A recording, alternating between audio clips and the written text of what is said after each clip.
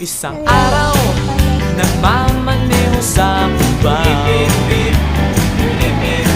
aking nakita, babaeng saksakan ng ganda.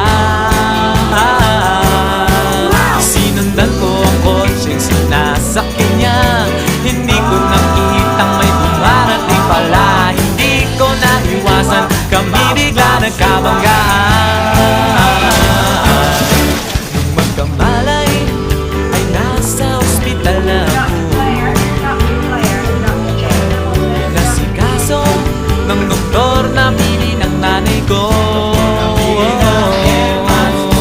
Biglang-bigla na lang ang nurse nandyan na, at para kong nakitang anghel sa ganda.